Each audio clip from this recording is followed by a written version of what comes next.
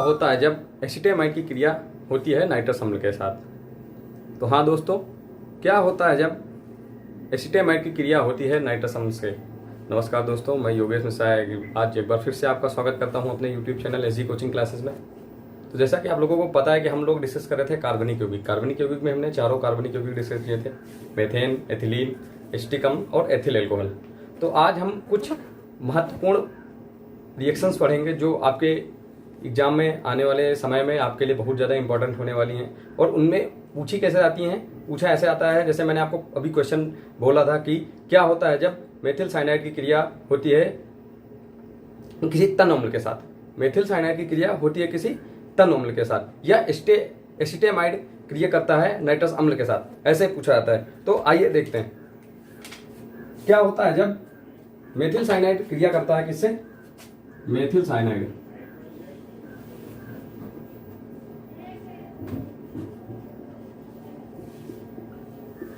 Cyanide क्रिया करता है किससे?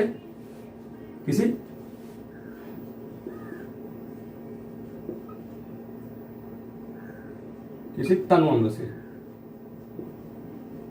और उसका करवाते हैं जल अपघटन। फिर क्या होता है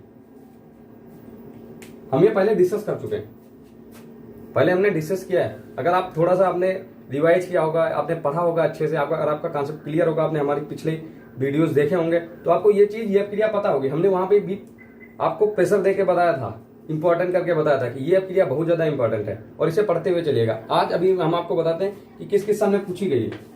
ये 2013 में पूछी गई। मेथिल साइनाइड किसी तन अम्ल के साथ क्रिया करता है और जब हम उसका जल अपघटन करवाते हैं तो क्या होता है? आइए देखते हैं क्या होता है। होता यह है कि एसिटिक अम्ल बनता है, और क्या बनता है? नौसादर बनता है। अगर थोड़ा सा आपको याद हो, मेथिल साइनाइड का सूत्र क्या होता है?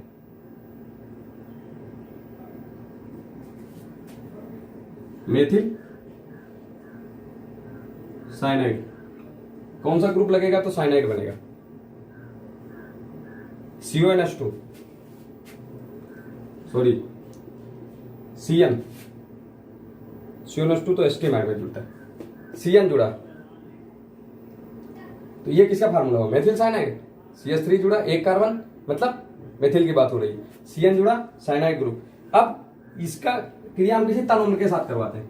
हमने करवाया और उसका करवाया जल अपघटन। क्या बनेगा? बनेगा एसिटिक अम्ल। और क्या बनेगा? NH4Cl। इसे क्या बोलते हैं? इसे बोलते हैं नौसादर। अब आइए देखते हैं अब क्रिया संतुलित है कि नहीं संतुलित है, वो चेक कर लेते हैं। यहाँ पे कितने कार्बन है? यहाँ पे 2 कार्बन है। यहाँ पे कितने कार्बन है? यहाँ पे 2 कार्बन है, मतलब सही जा रहे हैं। हाइड्रोजन कितने? 3, 1, 4, 4, 2, 6। यहाँ पे कितने हैं? 3, 1, 4 और 4, 8, मतलब हाइड्रोजन ज्यादा है। आगे देख लेते हैं। नाइट्रोजन कितने हैं? नाइट्रोजन 1 है। नाइट्रोजन यहाँ पे कितना है? 1 है। क्लोरीन 1 है। क्लोरीन 1 है। ऑक्सीजन 1 है। ऑक्सीजन 2 है। मतलब अब क्रिया हमारी कहां से असंतुलित हो रही है? ऑक्सीजन से और हाइड्रोजन से। हाइड्रोजन वहां पे 8 है, 3, 1, 4, 4, 8, और यहाँ पे कितने हैं? 3, 1, 4, 2, 6। तो अगर हम यहाँ 2 से गुणा करवा देंगे तो क्रिया हमारी संतुलित हो जाएगी। देखते हैं। 2 दूना 4, 4 1 5 3 8, 3 1 4 4 8, मतलब हाइड्रोजन संतुलित हो गए। ऑक्सीजन हो गए 2, ऑक्सीजन हो गए 2। अब क्रिया हो गई हमारी संतुलित। तो अगर आपसे ऐसे ही क्वेश्चन पूछा जाएगा कि क्या होता है जब मेथिल साइनाइड क्रिया किसी तन अम्ल के साथ करता है और उसके बाद उसका जल अपघटन करवाया जाता है, तो आपको पता होना चाहिए कि क्या बनता है? एसिटिक अम्ल बनता है, और क्या बनता है? नौसादर बनता है। पहले तो आप थ्योरी लिखेंगे कि एसिटिक अम्ल प्राप्त होता है और नौसादर प्राप्त होता है। उसके बाद फिर वो आप क्रिया लिख देंगे, आपको पूरे नंबर मिल जाएंगे। एक लाइन में पूरे नंबर। लेकिन अगर कहीं भी कुछ भी गलत हुआ तो पूरे नंबर चले भी जाते हैं। तो इसलिए इन्हें ध्यान से पढ़िएगा और ध्यान रखिएगा। 2013 में भी रिसेंटली पूछा गया, वो ज्यादा पुराना क्वेश्चन नहीं हुआ। अगला क्वेश्चन देखते हैं। अगला क्वेश्चन क्या है? जहां से हमने स्टार्ट करा था कि एसिटामाइड की क्रिया होती है नाइट्रस अम्ल के साथ। एसिटामाइड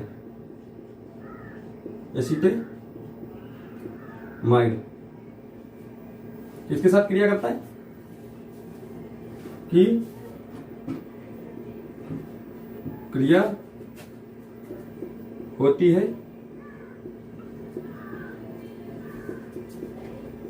नाइट्रस अम्ल के साथ।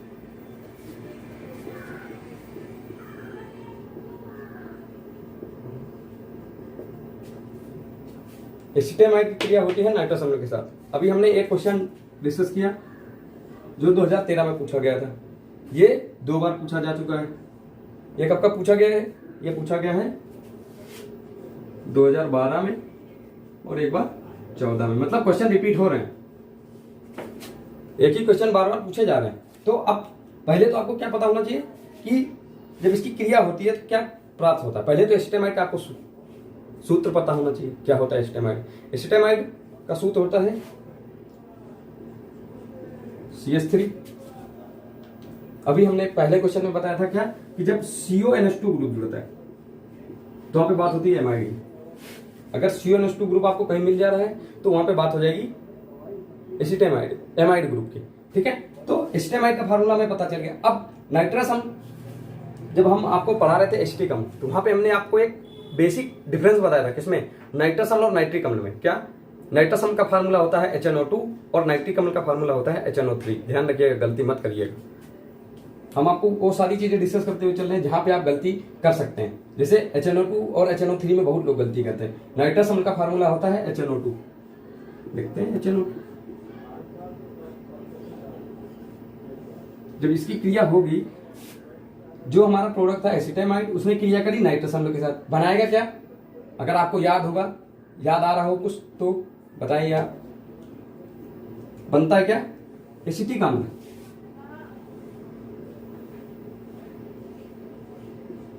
और क्या?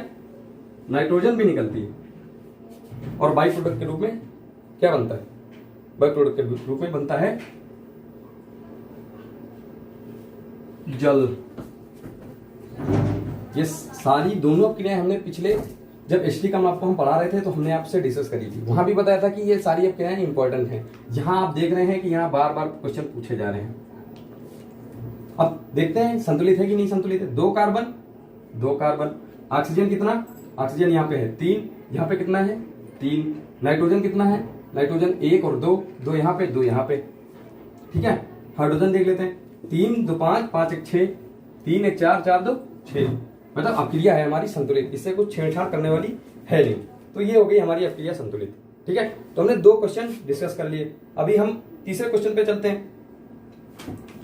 वो अभी हमने डिस्कस किया एसिटिक अम्ल के कुछ जो महत्वपूर्ण अक्रियाएं हैं। अभी हम डिस्कस करेंगे एथिलीन के बारे में।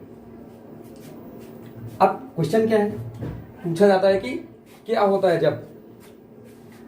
है जब एथिलीन की क्रिया होती है ओजोन के साथ। अच्छा, ओजोन का फार्मूला आपको पता है? O3। क्या होता है जब एथिलीन की क्रिया, एथिलीन ओजोन के साथ क्रिया करती है, ओजोन से क्रिया करती है।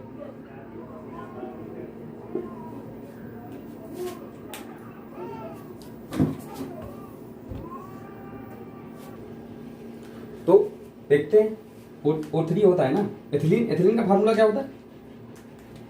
एथिलीन का फार्मूला होता है CH2 CH2। क्रिया किससे करवानी है? O3 से। एथिलीन की क्रिया ओजोन से। अब बनेगा क्या? शायद आपको याद होगा, ये 2 स्टेप की क्रिया है। अगर आपको याद हो तो पहले स्टेप में क्या बनता है? ओजोनाइड बनता है। ओजोनाइड, ध्यान दीजिए, क्या बनता है? ओजोनाइड।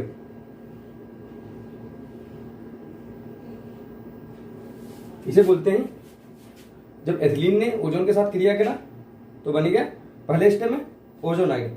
और फिर इसका हमने क्या करवाया? इसका करवाया हमने अपचयन।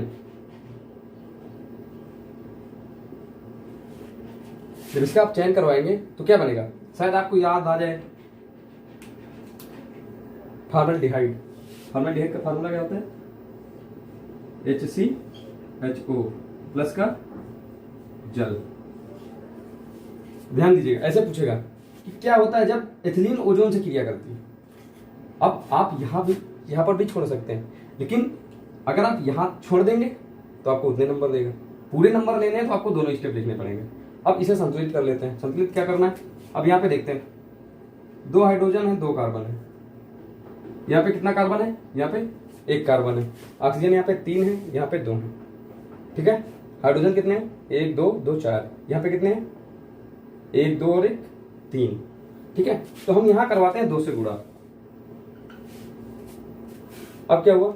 हाइड्रोजन हो गए 2 और 2 4। यहां भी हम क्या करवाते हैं? क्या करवाएंगे? अगर हमने 2 मोल हाइड्रोजन के ले लिए तो अब क्या हो गया? हाइड्रोजन हमारे हो गए संतुलित। लेकिन अभी क्या, कहां दिक्कत आ रही है? अभी दिक्कत आ रही है ऑक्सीजन में और कार्बन में।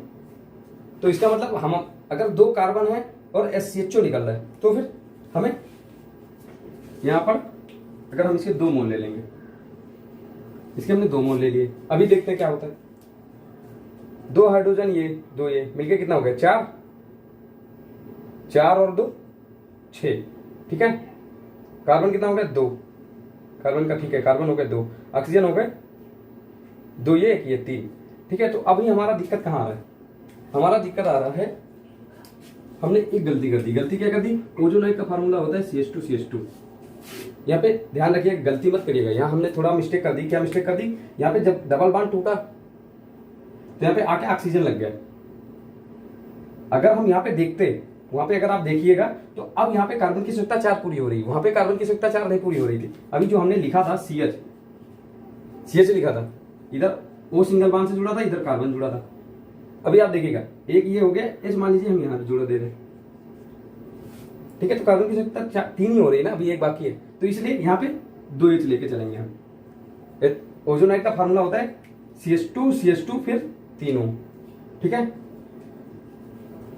तो ये तो हो गया। अब देखते हैं अब क्या हमारी संतुलित हो गई नहीं। 2 दूना 4 2 6, यहाँ भी 6 हो गए। ऑक्सीजन 3 है, 3 हो गए। कार्बन 2 है, 2 हो गए। मतलब अब क्या हो गई हमारी संतुलित। ऐसे ही क्वेश्चन पूछे जाते हैं। एथिलीन ओजोन से क्रिया करता है तो क्या बनाता है? अब आप यहाँ भी छोड़ सकते हैं। आप अगर फाइनल रिजल्ट पता है आपको तो आप यहाँ तक भी जा सकते हैं, मर्जी आपकी है। लेकिन अगर आप यहाँ तक करके आएंगे तो ज्यादा अच्छा रहेगा। ठीक है, अब आगे का क्वेश्चन देखते हैं। आगे क्वेश्चन कौन सा है? और ये तो बहुत ज्यादा ही महत्वपूर्ण क्वेश्चन था। यहाँ तो हम आपको ईयर बताना ही भूल गए। ये कंटिन्यू ईयर में पूछा गया है। 2005 में पूछा गया है, 7 में पूछा गया है, 8 में पूछा गया है, 9 में पूछा गया है। मतलब कंटिन्यू पूछा ही जा रहा है और अभी भी पूछा जा रहा है। मतलब ये मत सोचिएगा कि ये तो 12 साल पुरानी बात कर रहे हैं, अभी 21 में कहाँ पूछा जाएगा। ऐसा कुछ नहीं है, ये बहुत इंपॉर्टेंट है। इंपॉर्टेंट सारी चीजें, ऐसा नहीं है। इसमें इस वीडियो में जितने भी क्वेश्चन हम डिस्कस करेंगे सारे इंपॉर्टेंट हैं, कोई स्किप मत कीजिएगा।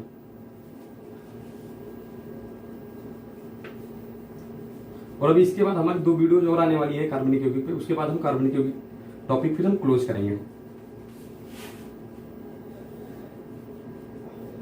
एक वीडियो जाएगी कि कैसे प्राप्त करोगे, और दूसरी आएगी कुछ जो महत्वपूर्ण 1-2 नेमिंग रिएक्शंस हैं उन पे। उसके बाद फिर हम कार्बनिक यौगिक टॉपिक खत्म करेंगे। तो अभी हम देखते हैं अगला क्वेश्चन। अगला क्वेश्चन क्या है? सोडियम एसीटेट को सोडा लाइम के साथ गर्म किया जाता है तो क्या बनता है? क्या? Sodium acetate, sodium acetate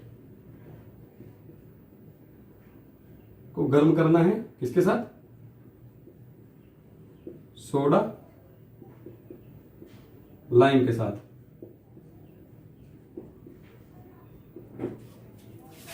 sodium acetate को सोडा लाइम के साथ गर्म करने पर क्या बनता है? वहां पर बनेगा आपका मेथेन। सोडियम एसीटेट का फार्मूला क्या होता है?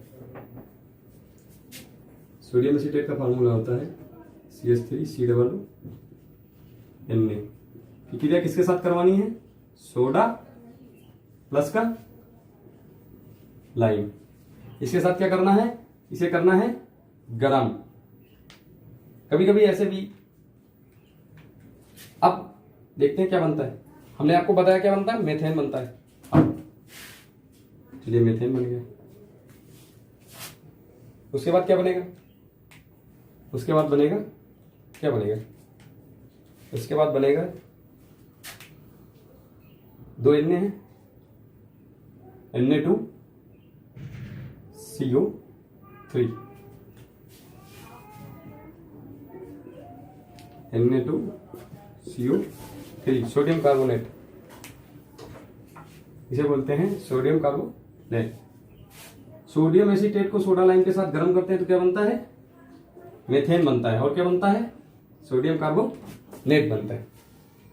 ठीक है, ये अब क्रिया कब कब पूछी गई है, ये अब क्रिया पूछी गई है 2011 में पूछी गई है, 2014 में पूछी गई है। मतलब हम वही क्वेश्चन डिस्कस कर रहे हैं जो इंपॉर्टेंट हैं आपके लिए। अगला क्वेश्चन क्या है, अगला क्वेश्चन है जब कैल्शियम एसीटेट को अकेले गर्म किया जाता है, जब गर्म करते हैं किसे, केवल कैल्शियम एसीटेट को, कैल्शियम एसीटेट को गर्म किया जाता है, गर्म किया जाता है। अभी कैल्शियम एसीटेट का फार्मूला क्या होता है, जैसे सोडियम एसीटेट था वैसे ही कैल्शियम एसीटेट होगा। अब डिफरेंस क्या होता है, यहाँ पे सोडियम की संयुक्ता 1 होती है, कैल्शियम की होती है 2, और जो ये एसीटेट आयन है, एसीटेट की संयुक्ता 1 होती है। ठीक है, ध्यान रखिएगा। हम आपको बता रहे हैं कि आपको कैसे यौगिक का रासायनिक सूत्र लिखना है। एसीटेट आयन हो गया इस, और कैल्शियम हो गया। एसीटेट आयन की संयुक्ता 1, कैल्शियम की संयुक्ता 2, हो गया काम। अब जब इसे गर्म करेंगे तो क्या बनेगा, इसे हमने अकेले ही गर्म कर लिया। गर्म करने पर क्या बनेगा,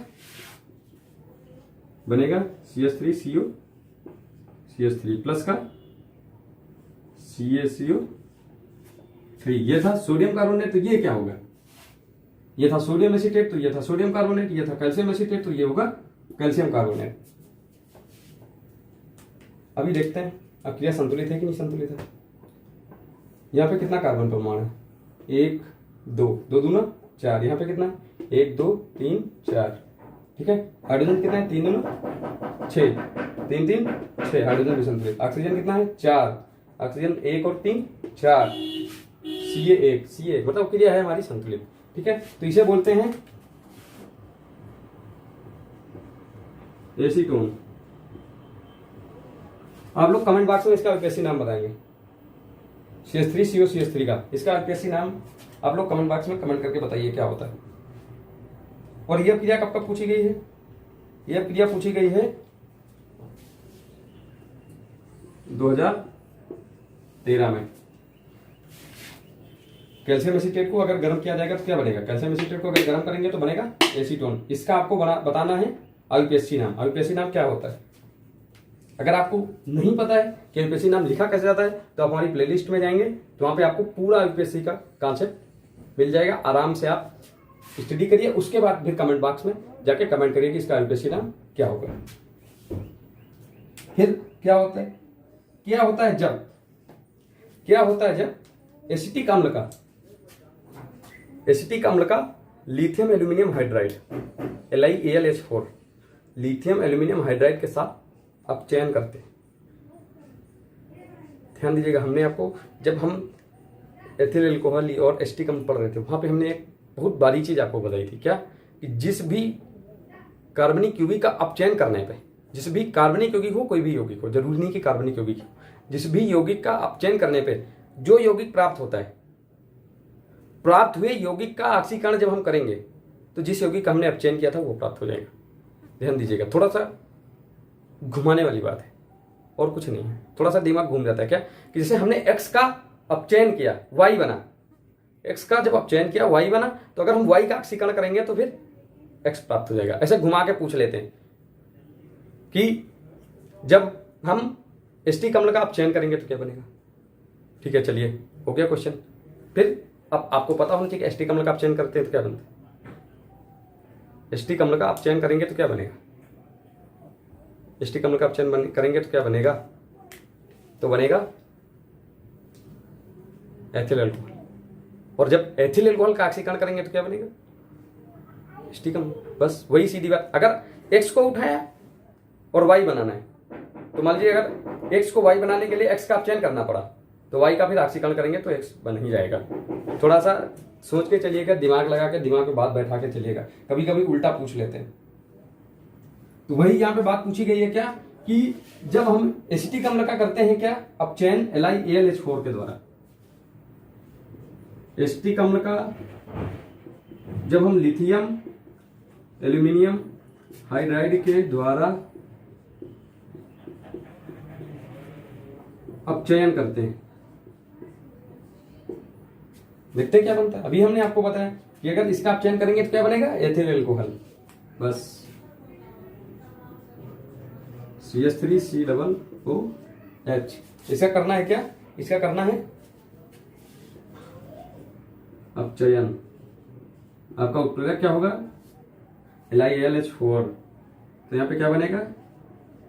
CH3CH2OH। साथ में बाई प्रोडक्ट हमारा क्या होगा? बाई प्रोडक्ट होगा हमारा जल।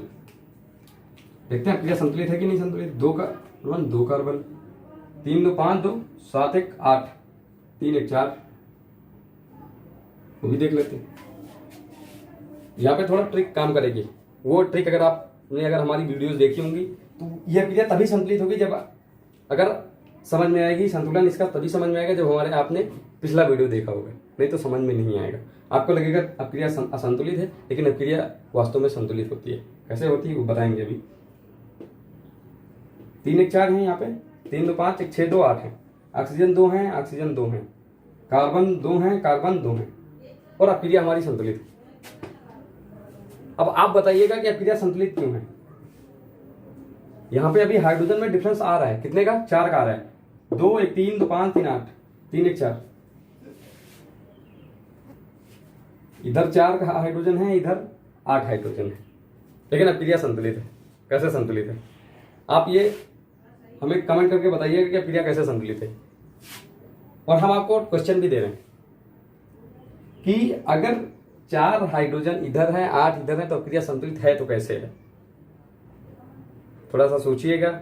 अगर नहीं समझ में आ रहा है तो हमारे पीछे वीडियो में जाके प्लेलिस्ट में जाइएगा, वहाँ पे एसिटिक अम्ल वाला जो वीडियो है वहाँ पे देखिएगा। ये क्रिया आपको बहुत अच्छे से वहाँ पे हमने आपसे डिस्कस करी थी कि क्यों संतुलित है क्रिया। ठीक है, तो अब अगले क्वेश्चन की ओर बढ़ते हैं। पहले तो देख लेते हैं ये कब कब पूछा गया है। ये पूछा गया है 2014 में। ठीक है, अब अगले क्वेश्चन की तरफ बढ़ते हैं।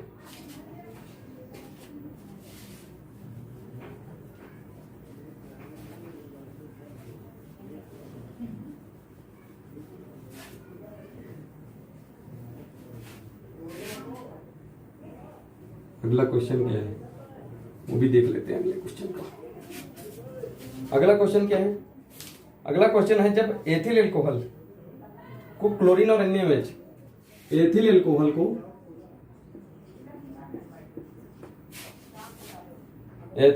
को क्लोरीन और NaOH के साथ गर्म करते हैं,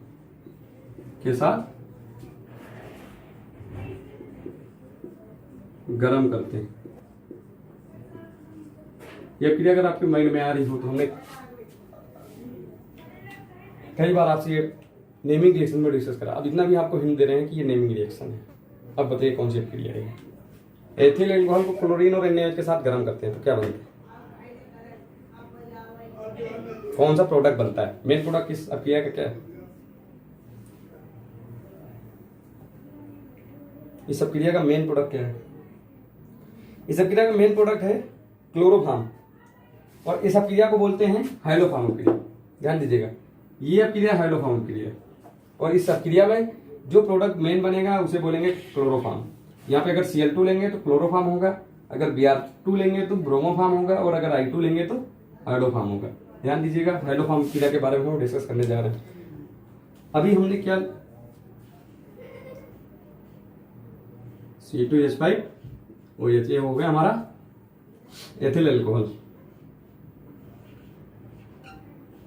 प्लस का NaOH, ये हमने क्रिया करवाई। अब बताइए क्या क्या बनेगा। अभी हमने बताया आपको क्लोरोफॉर्म बनेगा। चलिए हमने क्लोरोफॉर्म बना दिया, ये हमने क्लोरोफॉर्म बना दिया। और अगला प्रोडक्ट क्या बनेगा, H है, C है, तो क्या बनेगा,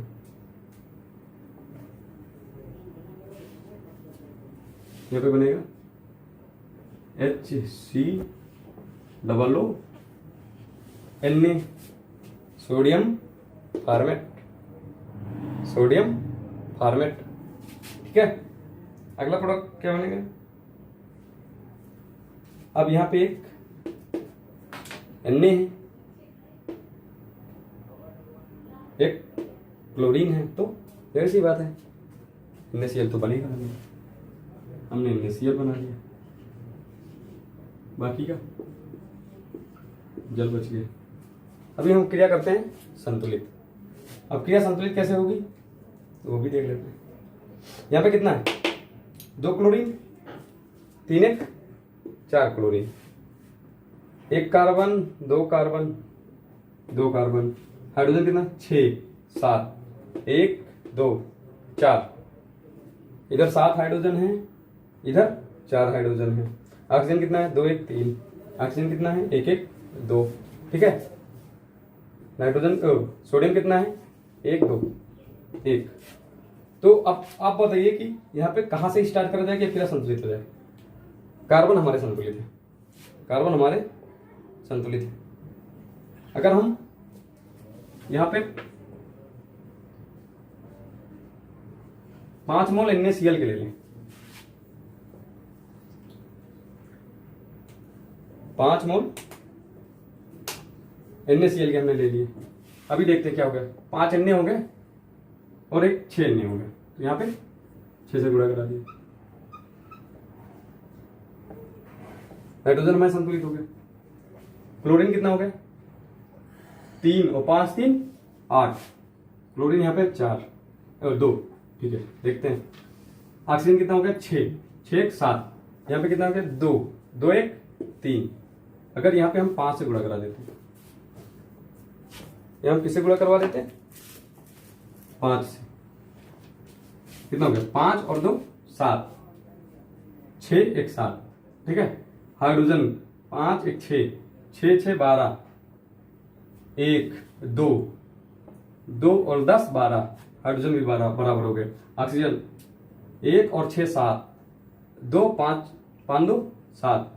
मतलब अभी खेल हमारा बचा है केवल क्लोरीन पे। क्लोरीन यहाँ पे कितने हैं, यहाँ पे 3 है, यहाँ पे 5 है, मतलब क्लोरीन है 8। और यहाँ पे हमने कितना लिया है, हमने लिया है केवल 2 क्लोरीन, तो इसका हमने मल्टीप्लिकेशन करवा दिया 4 से। तो ये हो गई हमारी अपक्रिया संतुलित। तो अब इस अपक्रिया का जो बाई प्रोडक्ट है वो आपका सोडियम फॉर्मेट और NaCl है।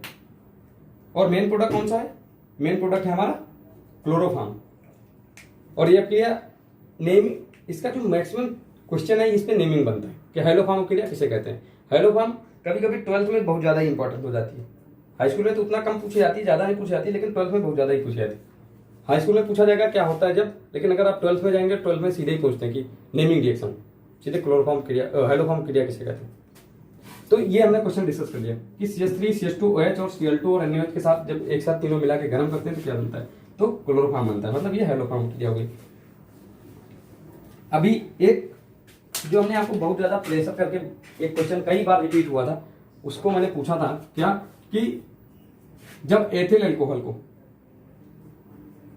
जब एथिल एल्कोहल CH3 CH2OH को सांद्र सल्फ्यूरिक अम्ल के साथ 160 से 170 डिग्री सेंटीग्रेड तक गर्म करते हैं, क्या करते हैं, गर्म करते हैं।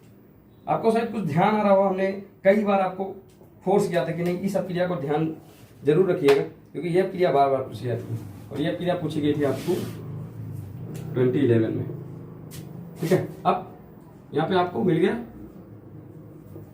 एथिल एल्कोहल, इसे गर्म करना है कंसंट्रेटेड H2SO4 के साथ। कितने टेम्परेचर पे, टेम्परेचर भी आपको दे दिया गया है, क्या बनेगा? कुछ आइडिया अगर आपको कुछ ध्यान आ रहा हो? हमने कार्बनिक यौगिक के दूसरे वीडियो में डिस्कस किया था। क्या बनता है? बनती है यहाँ पे एथिलीन और निकलता है जल। देख लेते हैं क्रिया संतुलित है कि नहीं। 3 2 5 1 6, 2 2 4 2 6, ऑक्सीजन 1 ऑक्सीजन 1, कार्बन 2 कार्बन 2, संतुलित है क्रिया। ठीक है, तो ये क्वेश्चन क्या है कि एथिल अल्कोहल को जब सल्फ्यूरिक अम्ल के साथ 160 से 170 डिग्री सेंटीग्रेड तक गर्म करते हैं तो क्या बनता है? यहाँ पे एथिलीन बनता है। ध्यान रखिएगा, ये सारी अपक्रियाएं जो हम आपको बता रहे हैं, ये सारी अपक्रियाएं महत्वपूर्ण है। अभी एक लास्ट अपक्रिया बची है, वो डिस्कस कर लेते हैं, फिर उसके बाद इस टॉपिक को क्लोज करते हैं। क्या होता है जब एसिटिक एसिड होता है, एसिटिक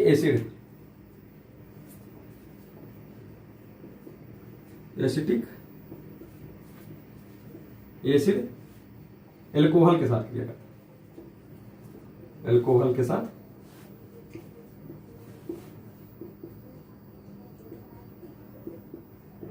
क्रिया करता है। कुछ ध्यान आ रहा हो? जब हम एल्कोहल और एसिड की क्रिया करवाते हैं तो क्या बनता है?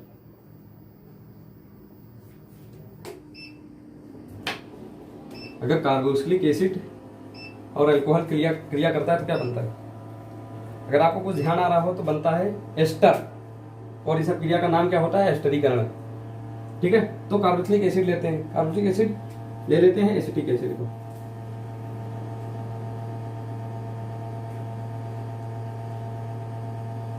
ये हो गया हमारा एसिटिक एसिड। क्या? 1 2 कार्बन हो गए, COO CH3 COOH। ठीक है, इसी क्रिया हमने किससे करवाई? एल्कोहल, एथिल एल्कोहल के साथ। क्या बनेगा? अभी हमने बताया आपको एस्टर बनता है। कौन सा एस्टर बनेगा?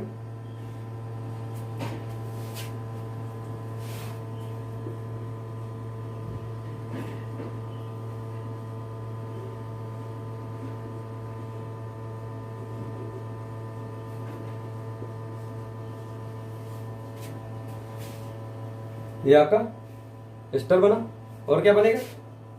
और फिर जो बाकी बचा वो निकाल लेते हैं, बाकी हमारा बचेगा जल। देख लेते हैं क्रिया संतुलित है कि नहीं। C2H5 C2H5, CH3 CH3, COOH COOH, बाकी कितना बचा? H2O H2O। अब देख लेते हैं ये संतुलित है कि नहीं संतुलित। अब OH यहां से बाहर निकला था, यहाँ पे OH है, CH3 COOH, ये था हमारा एसिटिक अम्ल, ये था एथिल एल्कोहल। अभी बना क्या? बना एस्टर। एस्टर का सूत्र क्या होता है? देख लीजिए, एस्टर का सूत्र होता है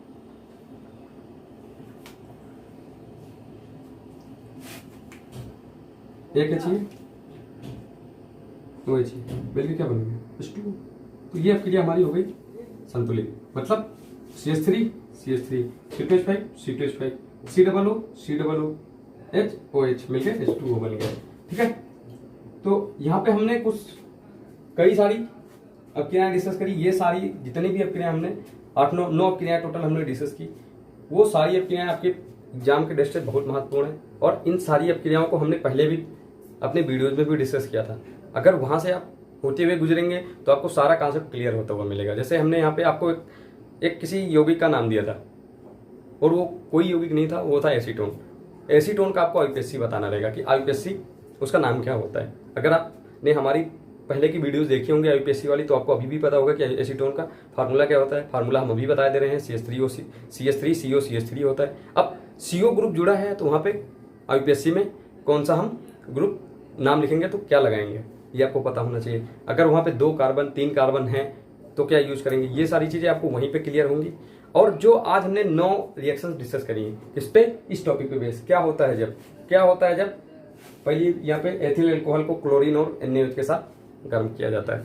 तो ये क्रिया अभी हम बाद में फिर डिस्कस करेंगे किसमें, जैसे कि हमने आपको बताया कि अभी 2 वीडियोज हमारे और इस पे आएंगे। पहला वीडियो आएगा कि इसकी क्रिया इसके साथ होती है या कैसे प्राप्त करोगे।